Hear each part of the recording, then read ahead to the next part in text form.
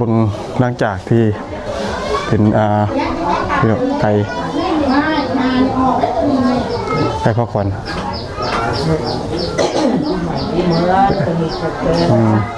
คือจะทางบ้านเพียกาเฮามาม่วนนำกันเด้อโดยบ้านเพียกายังเนี่ยเพียกาคำดินดันมันสุ่มปักคุมบ่อนคือเห็ดแนวเฮามานั่งบ่อนคือข้างฟ้าลันอันนี้เป็นคำขวัญบ้านเพียกาด้วยพี่น้องเด้อ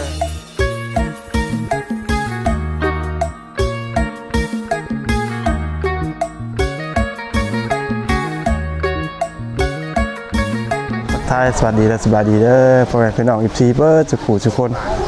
เป็นทางฝั่งไทยฝั่งลาวต่างประเทศทางหน่วยก็ยินดีต้อนรับเข้าสู่ช่องหนวดปลาเพลินคือเก่าเนาะเนาะมื้อนี้ก็น้องหนวดก็ได้อยู่บ้านเพียกาเนาะพี่น้องเพียกาคำดินดำน้ำซุ่มเพิ่นว่าเนาะอยู่แกลงสวนเขตเมืองจำพรพี่น้องเลยเป็นงานผูกมัดแขน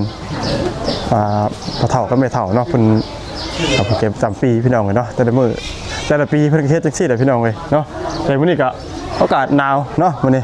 หนาวได้สักหน่อยตอนนี้งานกำลังสิเริ่มพี่น้องเลยเนาะทั้งที่หลั่งไหลเข้ามาทางยาคูยาซาเพิ่นก็ต้องสิไว้เพิ่นว่าเพิ่นเฮ็ดจัดแบบที่จังว่าสังฆทานนำเนาะพี่น้องเดี๋ยวจังได๋ก็ไปเบิ่งไปชมกันเลยเนาะพี่น้องไปขอบใจสบายดีเด้อเลยพบกับช่องเทวดาชาแนลพี่น้องเจ้าเห็นอย่างนั้นนี่ประกาศเฮ็ดงานเฟซบุ๊กติดตามเท่าไหร่ติดตามช่องทั้งเฟซบุ๊กเนี่ยแล้วช่องนั้นเทวดาชาแนลจะมาได้ใช้เจ้าเนี่ยมาแต่บ้านนายุ่งสองคอนแข็งสวรรค์เขตโอ้ไก่แล้วพี่น้องเลยเป็นมาคนก็เป็นลุงของลุงหนวดพี่น้องเลยเนาะคนเป็นลุงเป็นลานของทั้งพ่อเฒ่าเนาะแม่นวะเพราะว่าลุงหนวดเป็นลานเคยเพื่อนพี่น้องเลยเนาะดีเด้อเดี๋ยวฝากคนเด้อฝากติดตามทั้งลุงต้องเทวดาชาแนลเนาะเนาะเดี๋ยวไปเบิ่งในงานต่อพี่น้องว่าไปฮอดไซด์นะเนาะมาทางนี้กับกำลังเริ่มด้วยพี่น้องด้วยคนกำลังที่จัดแจงเครื่องเนาะ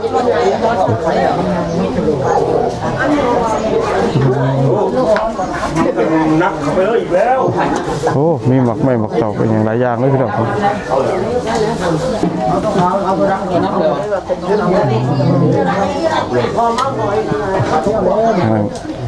ออกมาคือบุหินเอาไปเขาเบิ่งข้างในเลยก่อนพี่น้องว่า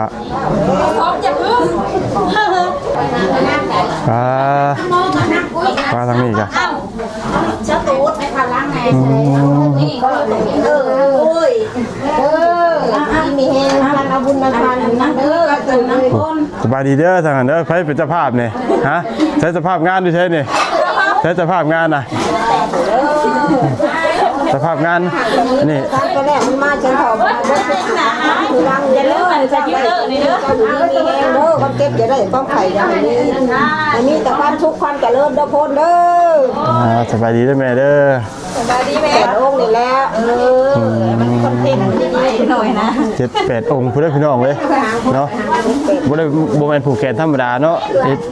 สังฆทานพระเข่าน้ำพี่น้องเลยเยอะๆทานพระเข่าแต่ว่าเผื่อปลาคันนี่บ่ไม่สัมภาษณ์ด้วยคนในครัวนะทั้งนั้นก็นั่นอยู่แต่งตัวเนาะพี่น้องถูกยังไงใครไม่รู้ว่าปุ๊บหน้าน้อยหน้าใหญ่นั่นทางนี้เด้อมาบุญกันเด้อไปซีนี่เข่า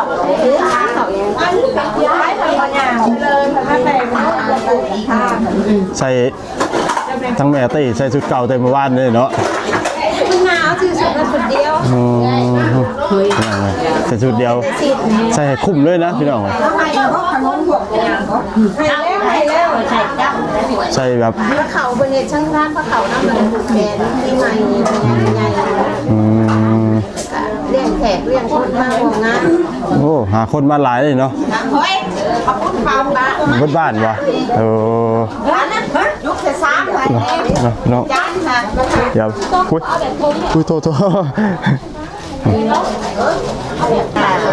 ผมนะพี่น้องกำลังหลั่งไหลมานี่เป็นภาพบรรยากาศในงาน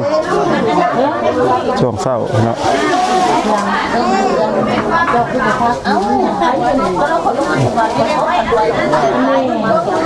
นี่ระหว่างรอเลยพี่น้องรอทั้งอย่าคู่เพิ่นมาเนาะพี่น้องเนาะ ก็จะกดมาตามกันเลยนั่งข้างในก็กินหนาวก็พี่ฉันดอกเนี่ย นี่ก็สบายดีเด้อไม่ตู้เด้อยิ้มไปเป้ยพี่น้องเลยอายกล้องนะวะเนาะ เป็นนั่งข้างในเดี๋ยวขอจะมาเนี้ยแล้ว โอ้ศิริวัตรมาตื่นแต่เช้าเนาะศิริวัตรเนาะข้างในเป็นศิริวัตรพี่น้องนะขึ้นมาเบิ่งพี่น้องทั้งเทิงว่ามีอย่างเตรียมการเตรียมงานเนาะพี่น้องเนาะทางนี้ก็เป็นอาจจะเป็นพักขวัญน้องพี่น้องไว้ทางนี้กันปาโตสบายดีด้วยแม่ตู้เด้อเดี๋ยวเห็นยังตู้นี่นะ บ้างผิดบ้างใส่ผ้ามงคุด โอ้เห็ดบุคืนนี้ยังบ่แล้วเนาะเห็ดใหม่อีกเห็ดตื่มอีก แล้วไม่ตื่นมันหมดแล้ว พี่น้องกาสต่างกันกับแถวเส้ปูนว่าพี่น้องก็คือสิมีส่วนต่างอยู่หน่อยนึงเนาะเพราะว่าเบิ่งหลังจากที่เป็นพี่น้องไทยพักผ่อน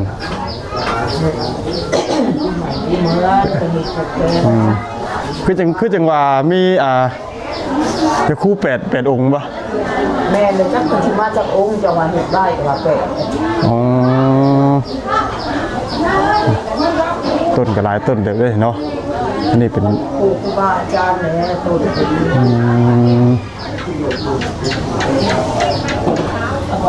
เนาะพี่น้องนี่ก็มองเพิ่นเตรียมการไว้ทั้งเนี่ยครูเพิ่นสิขึ้นมาพี่น้องเว้ยเนาะ แต่เอาน้องบัวมาเนี่ย มาได้แม่เพิ่นมาแล้วแต่ว่าพวกเพิ่นสิมาจากองค์ ลุงโอ้เป็นสุดเลยลุง โดยถ้าตอนเห็นก็จะว่าสิหรือหาย มาหาองค์แล้ว โดย แปะดูถึงมา มาหาได้ชี้องค์อยู่บ้านน้ำบอง ยังเป็นน้องมาหมดครบยังไปเอา โดยอยู่น้ำบองน่ะองค์หนึงแล้วก็บ้านโน้น3บ่คือว่า4เนี่ยลูก มันน้องแค่นี่แล้วแต่กลับมันแบบ คือว่าลูกก็บ่แน่ใจถ้าเห็น คำเพิ่นบอกข้าวิอ่ะยันจะเป็นข้าปีใหม่ว่าชีแล้ว โดยมันหลายทางไปเนาะ แม่ปีใหม่อย่างเงี้ยแล้วจังหวะ แบบไปก็จะเฮ็ดเนาะช่วงนี้เนาะเป็น คือหิตอยู่บ้านอยู่เมืองมันเลือกกับคือหิตอยู่วัด ไปมีครูเนี่ยก็จองกันเรื่องถือได้พี่น้องเลย นั่นแล้ว ลูกไปกินนี่ก็ไปวันน้ำบองได้องค์เดียวเพิ่นว่าที่นี่ชวนที่เรือเลยอันนี้ของข่อยเด้อเพิ่นว่า เดี๋ยวลูกลงไปทั้งตลาดก็ได้แม่เด้อเด้อสบายดีอันนี้คือน้ำกระปุ่นพี่น้องน้ำกระปุ่นประมาณนี้เพิ่นว่ากระปุ่น60,000เอ้ยบ่แม่น60,000 40,000เพิ่นว่าพี่น้องเอ้ยปุ่น40,000ทางหลังครัวเนาะคือบัวแตกอะเชฟมาสักหน่อยพี่น้องเลย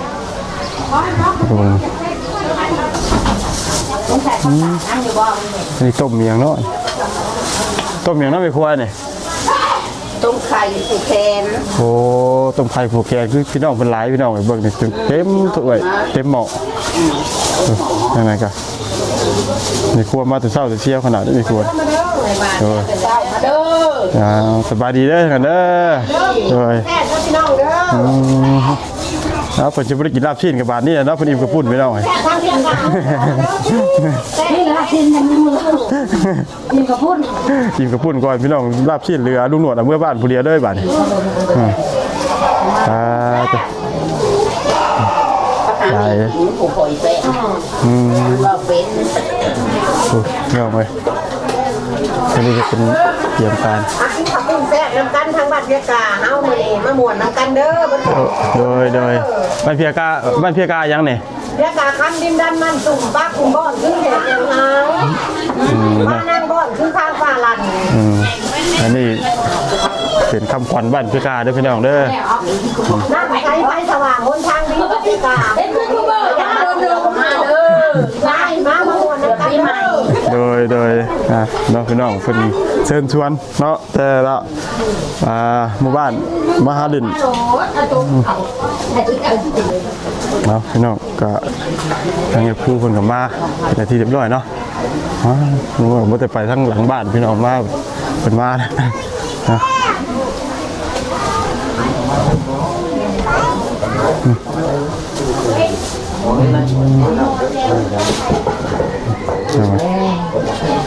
นี่ เบิ่งนี่ค่ะใส่เลย เมื่อเจ้าหน้าเอาเสื้อมาปู ทำมาบ้านนี้ก็โอ้ย เนาะเป็น เจ็ดแปดคนหนังใต้พะโล้หรือว่ายาบุญทางก็ยาบุญทางได้สวยหนุ่มสุขยกโอ้ยหายแล้วเจ้าคอยรู้ใจได้ยังโอเป้กับตุ้ยปากไปคุณบำบัด อันนักพูดมาจากองค์เนาะศิริวัตรนี่ถามศิริวัตรก่อนเด้อพี่น้องเด้อ ไปลง บ้านลำบองบ้านโน้นแข่งปูน พอแล้วมันแล้ว บ่ปูว่าปูไปอย่าลง พกองค์เนาะ ปูปูบ่ใครออกนะต้องเรียก ตะกี้เพิ่นรับ8เนาะได้มา6พี่น้องเพิ่นหลายทางไปเนาะ ปูตัวนี้แล้วว่าดูว่าในเด็กโบราณ ไม่อยากได้เนี่ยมีหางดันเดินเอาผ้าเข่าเอาผ้าเข่าสักอนิจจากันมาจับผ้ามันมี2 ขา2 ขา3 ขา4 ขาบอก นักพูดเพิ่นหลายทางเวียด 2 นั่นแหละ งบนี่ จิบเข้า ซ้อมกับซ้อมผ้าเราเริ่มมาเข่า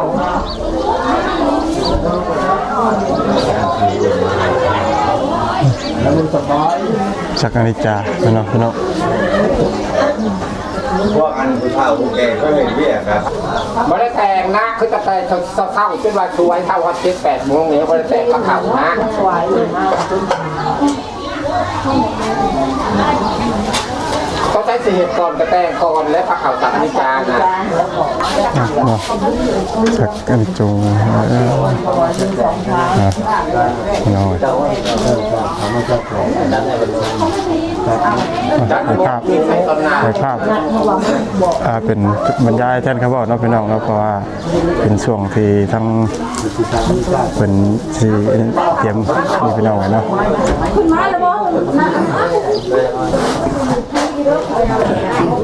เอาผ้าเข่าเขามา ผ้าเข่าเด้อขึ้นมาซ้อมผ้าเข่าแหลมจ้า พอใครจะมาย้อนถึงนายก นี่อยู่เขาแต่งเรียบร้อยเขาบอกขืนไทยมา เขาขึ้นมาโลด พระเขาสักอนิจจา ผ้าเข่าสักนิจาเขาไปโลด เอาแล้วจ้า ล้นเงินล้นมาจากคุณหรือล้นมาจากไหนเนาะ ผู้ลงหน้าผ้าทำผ้าลงผ้าบอก ลอง เขาเอาขึ้นมา ไม่ใช่บ้านแต่ว่า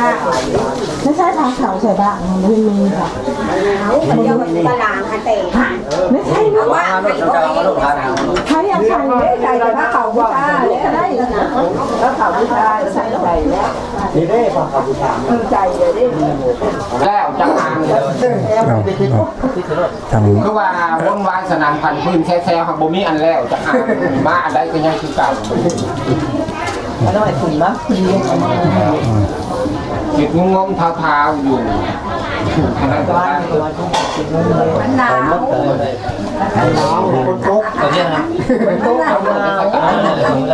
จะได้ คนลุกใหม่เลยนะ ตัวเอง พอตกกระตกกระคืนนี่ผูก ที่เราหนาวหมด คนพบกันยังเป็นอาบอย่างนี้ ไม่ได้กาแฟเลย ไป นะ ทาน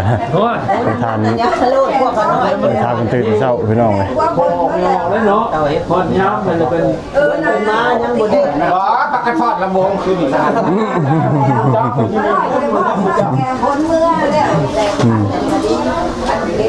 แต่ วันนี้ขี้ซื้อร้านซื้อบอกว่าที่จูดที่จีดนี่เอง เขียนกันมา อาเขี้ยอ่านต่างหากกันนี่เขี้ยที่จูดตัดเขี้ยอ่านกูตายนะกูตายนะ พวกเขาอันนี้เป็นยุคข้างในเลยเนาะ อ่านมาเลยที่เจ้ามีแต่คน มีขอบคุณ เพิ่นเพียนให้ครูบาอาจารย์สันใส่ ภูเขา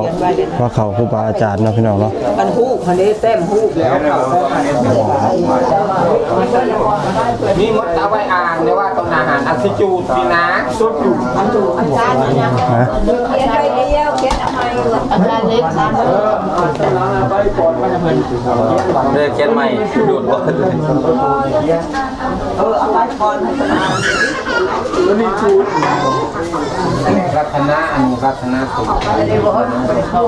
มาแล้วมาหา ที่เวลาเนี่ยเราที่เวลาเนี่ยเราไปดูเวลาเนี่ยสารพัดสารพัดเวลาไปสุดท้ายเราไปสุดท้ายก็จะเสียของภาษาลักษณะมันดูมา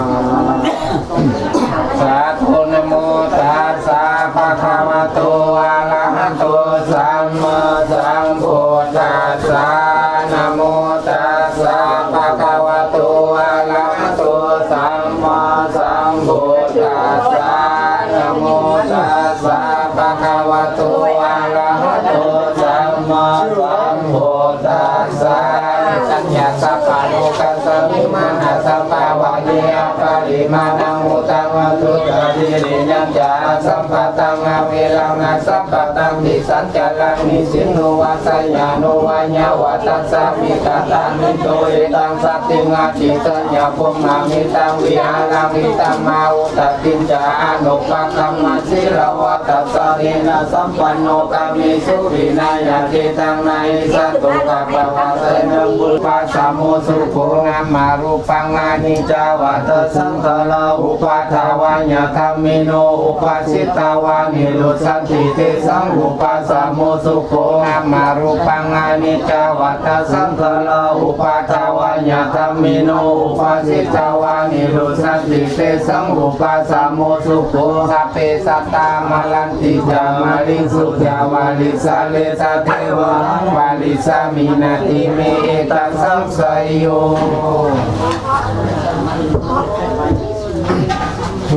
เดี๋ยวมันอ้อยลุ่มเนื้อนะถวายทาง จะนอนพระเข่าขึ้นมาเด้อวันนี้นี่เด็กพระเข่ามาถวายเพิ่นเด้อ ถ้าเขาขึ้นมาแน่ เขาขึ้นมาละเมิดโลดเข่า ใส่บาทแล้วมาถวาย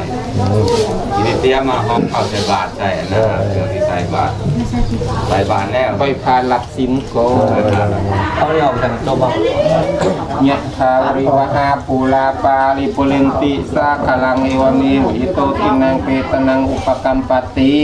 ปิสิตังปาติตังตุหังกิปะเมวะสมินสาตุสัพเพปเรนตุสังคาปาจันโทปนาระโสยะธามานิโสติระโสยะธา วิวันสันตุสาภาโลโกวินาสันตุมาเตภวันภวันตานาโยสุขิติทายุโกภวะภิวาทานาสิริสนิจังโมตาปัญจานิโนจัตตาโลธรรมาวาสันติอายุวันโน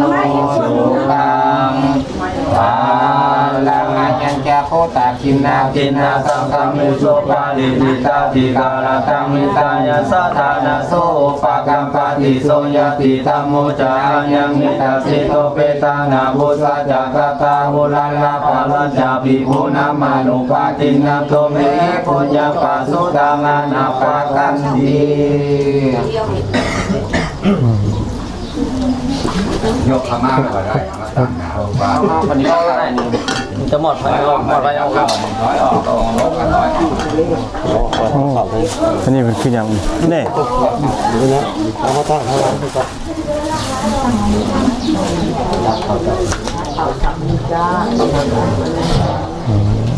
เขาสักอนิจจาพี่น้อง มันทำ บ่ บ่ ว่าเอาแต่เทียนเอาตัวบ่อะไรมาได้ เนาะเขาเนาะเนาะพาเขาอ้วนได้ทางครู ว่าทำมันเข้าเลย ที่เข่าแล้วข้างหลังอันนี้เป็นนะอันนี้เราให้เพิ่นค่ะ มันพอแล้วก็บอกขึ้นมาบ่พอแล้วขึ้นมาโลดอยู่เขามาโลดเขาคนนี้พอนี่รอนะขึ้นมาท่าอื่นมาที่เขา โคตรดิบโคตร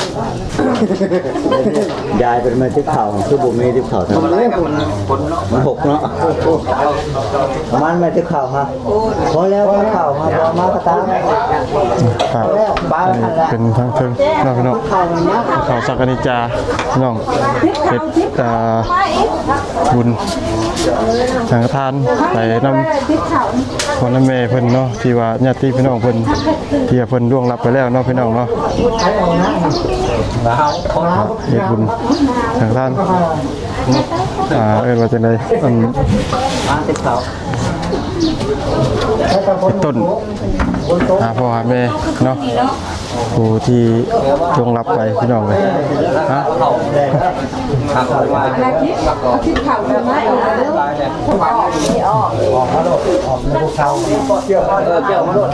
แล้วผลเราฮะ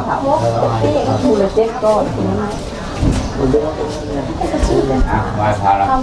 อาติอยู่เจพุ่นเนาะอาติพี่น้องอาติ พัฒนาเรื่อยๆฮะ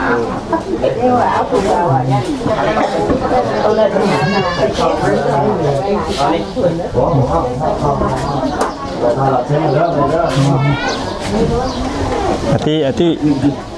สบายดีเด้ออาติเด้ออาตินะโอ้ยได้บักเกี้ยงมุ้ยบักเกี้ยงไปมาเนาะโอ้ทางนี้เงินหลายเช่นโอ้พี่น้องเปลี่ยนสบายดีเด้อทางนี้เด้อโอ้สาวได้พี่น้องเลย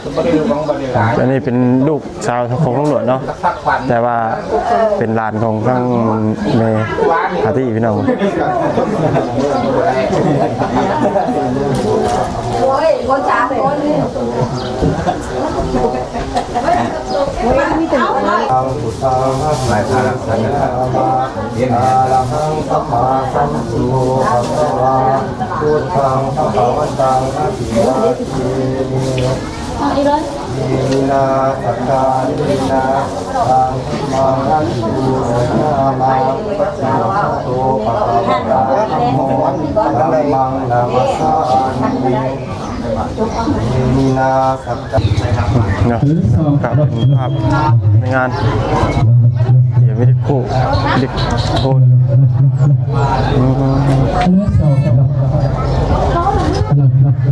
ครับบาท เอาขึ้นเทิงบ่ ฮะ เอาขึ้นเทิงไงยังพูด เอาเด้เอาขึ้นเทิงบ่ เอายังขึ้นเอาตู้นี่น่าขึ้นนะ เอาไม้นี่ บ่เนื้อเอานึกว่าตู้ขึ้นปาทิโทพี่น้องนะเดี๋ยวเพิ่นจะมาเตรียมทั้งตารางอีกทีนึง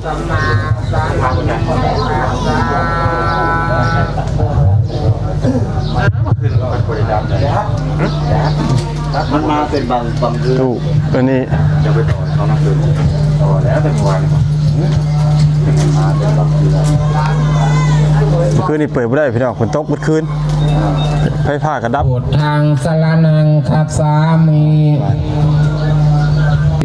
ญาวานิพานังสรณังคัจฉามิทุติยมปิธัมมังอายุวัตนังเตชีวิตญาวานิพานังสรณังคัจฉามิทุติยมปิสังฆอายุวัตนังเตชีวิตังญาวานิพานังสรณังคัจฉามิตติยมปิพุทธังอายุวัตนังเตชีวิตังญาวานิพานังสรณังคัจฉามิตติยมปิธัมมังอายุวัตนังเตชีวิตังญาวานิพานังสรณังคัจฉามิตติยมปิสังฆอายุวัตนังเตชีวิตังญาวานิพานังสรณังคัจฉามิสาธุอิติปิโสภะคะวะอะระหะติตาโพเวียโยหิติสุปฏิปันโนภะคะวะโตสาวกสังโฆโอสุปฏิปันโนภะคะวะโตสาวกสังโฆญาญาปฏิปันโนภะคะวะโตสาวกสังโฆสามีจิปฏิปันโนภะคะวะโตสาวกสังโฆญาติตังจัตตาริปุริสายุคานิยตาปุริสปุคลาเอสาภะคะวะโตสาวกสังโฆอาหุนายปาหุนายภาวันตุเตสยมังคาลาหิมาลาติเลกามาปิโย ใส่บาตรตอนช่วงเช้าพี่น้อง ภาลติงโคลัมปันนาลาวะคามาคามาตาตา 7 โมงพี่น้อง ตันเตสุตันตาวิปินาสิตาวามุเนนตันเตสสาภาวันตุเตสยมังคาลานิ โดยสวัสดีเด้อ โด โดย ยกัสวาลัง เป่าติดตามเพิ่นนี่เด้อ โดย ปัญญาปาติปาสัยโตสิตาวามุเนน ฝากติดตามไปเด้อพี่น้องเด้อ สสาภาวันตุเตสยมังคาลานิโอเกตาคัตตมาติยาตังอสุตาอุตังตะภาวันติโยสนะปะตังโคลิมาลาวันตะอิติปิสังคตามโนสิตาวามุเนนตันเตสสาภาวันตุเตสยมังคาลามิกาตาวะนาคาตังมุตุลังอิวะคาปินิยาจินจายะตุตะวะจนังสนกายะมัสเสสันเตนะโสมาวิติสิตาวามุเนนตุตันเตสสาภาวันตุเตสยมังคาลานิสัญจังวิหายะติสัญจาคาวาทาเกตุงวา ได้แทนเขาบอกเนาะพี่น้องเนาะเพราะว่า อันติ พอได้ยินปานใดเนาะ โม มันเป็น ตั เรื่อง ง ของเพ ปั ศ ญญาปาติปาสาริโตสิตามุนินโตตันเตสสาภาวันตุเตสยมังคาลานิโตปานันทาภูสะคังวิปุตังไมเตียมโพเตนาเทระภูสะเคียนาธรรมาปัญญันตุเอตุปะเทสาวิตินาสิตาวามุนินตันเตสสาภาวันตุเต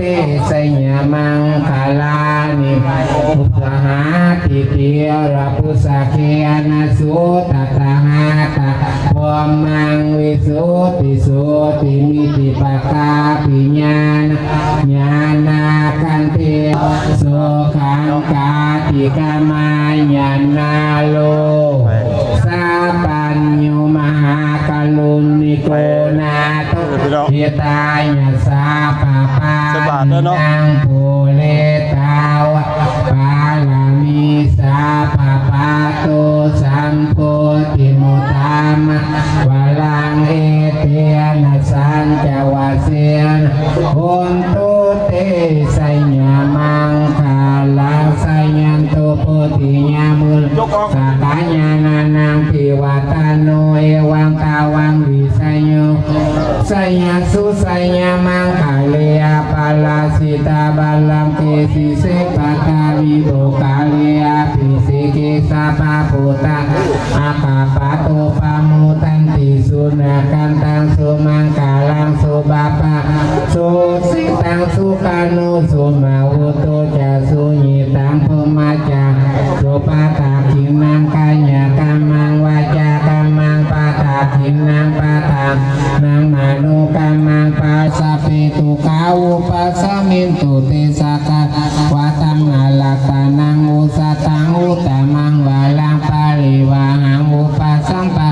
ธัมมะเตเสนาสุตินานาสันตุปัตตาวาสัพเพภัยญาอุปัสสมินตุเตสากะ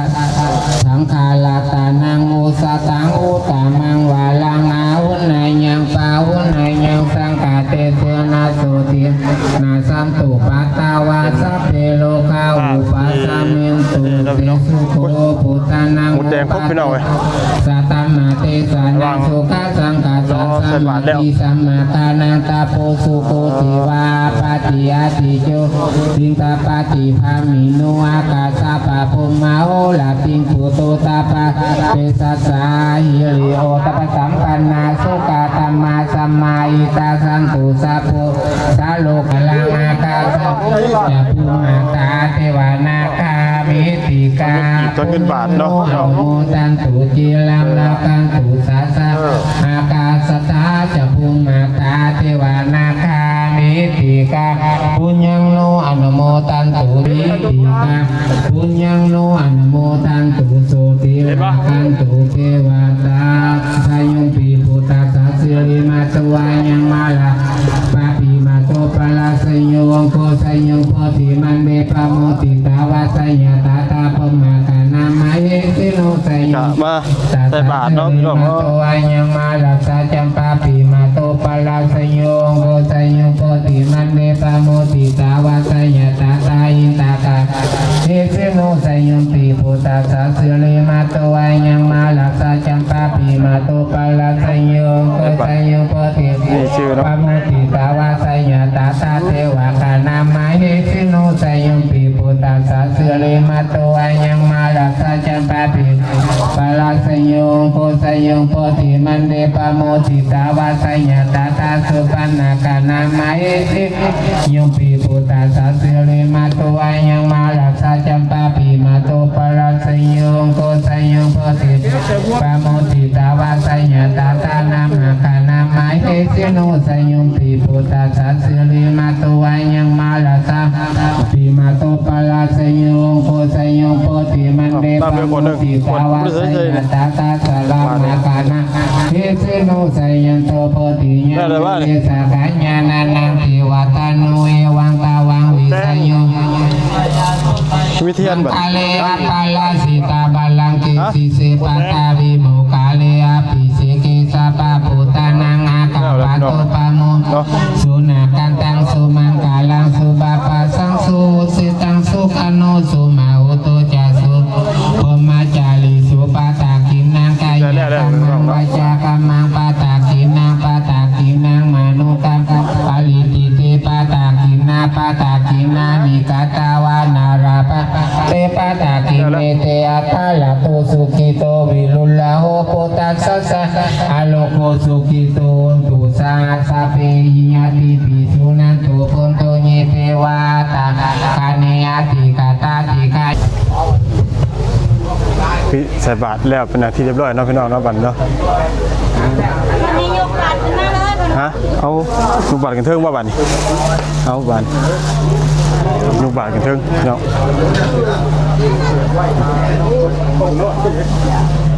เอาเลยคุณ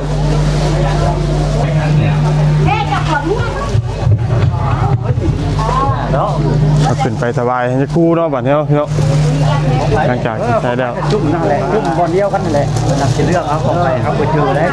เข้าไปติ๊บข่าวมันเนาะ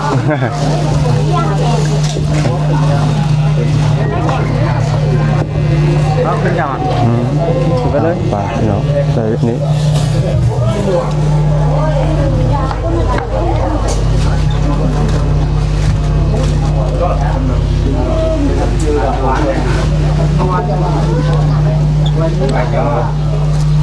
ไป บ่ได้ของคนมาธนาคารตอนนี้จะจ้างเรียนตามลำดับไป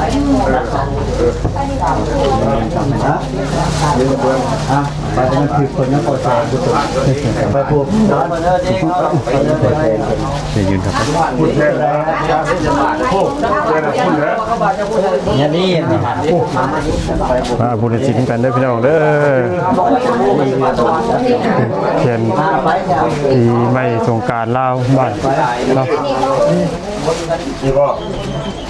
บ้างเอาไว้เนาะแล้วเขาไม่พอก็สบายเอาไว้นี่บ้างนะนี่คุณบอกไว้ยาทำอะไรใครจะบ้างบ้างบ้านเป็นยังไง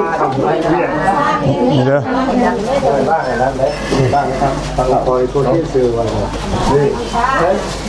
บูชาไม่ได้ว่าบ้านตั้งนี่เด้อวันนี้บ้านเจ้าก่อนนี่เอาไปมึงดูแล้วนักแล้วมึง บาทลงบาทกันพี่น้อง เราได้ของคนเอาไปให้คนยังไปแทน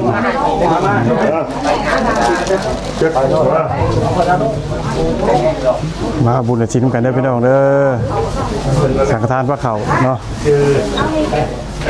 ผูกแขนต้อนรับปีใหม่สงกรานต์